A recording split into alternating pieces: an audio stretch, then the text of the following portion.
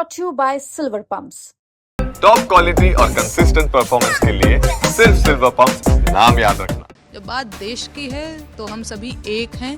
फिर उसमें न फलाने हिंदू मुसलमान ठाकुर बाभन भूमिहार नहीं, ये ऐसे नहीं, फिर ये ऐसे, और हम भारतीय हैं, हम एक हैं। फिर कभी नहीं करना है। और ऐसा नहीं है, युद्ध जब खत्म होगा फिर सवाल होगा।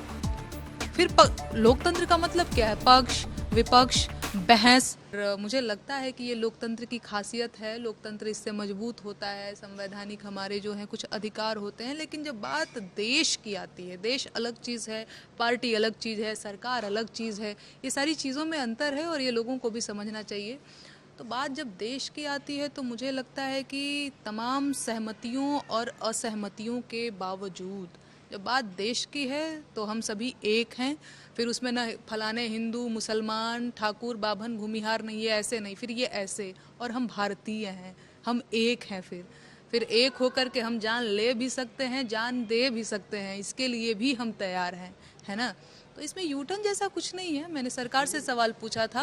कल तक जिस तरीके से माना जा रहा था, आपने ये सवाल किए थे कि सरकार किस तरीके से अब इस एक्सचेंज करेगी, जिस तरीके से अटैक हुआ है उसमें कैसे इसका बदला एक तरीके से लेगी। लेकिन अब जब हो गया है पूरी तरीके से सरकार ने करके दिखाया, तो मान के चलें कि मैं वही कह रही हूँ ना कि जब युद्ध की स्थिति बन रही है तो इसमें मुझे कोई सवाल जवाब अभी नहीं करना है। और ऐसा नहीं है, युद्ध जब खत्म होगा फिर सवाल होगा।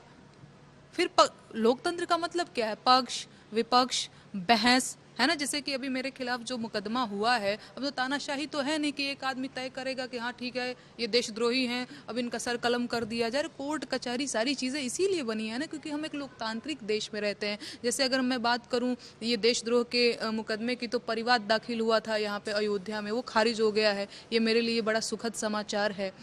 तो देखते हैं आगे। अभी हाई कोर्ट में भी एक जो मुकदमा दर्ज हुआ था उसका चल रहा है, तो उसमें भी देखते हैं। और मुझे पूरा न्यायालय पे भरोसा भी है कि वो मेरे मौलिक अधिकारों की रक्षा भी करेगा। तो देखते हैं।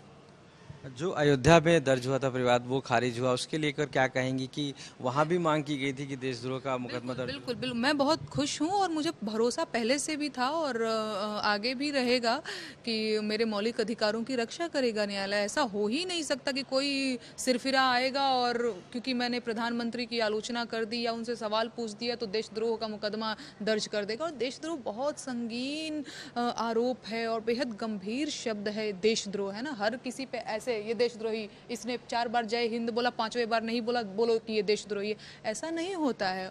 और देशद्रोह ये जो शब्द है इसका बहुत ही क्या बोलेंगे, ऐसे ही नहीं पानी के गुब्बारे की तरह मार देना चाहिए कि लो लो तुमको भी।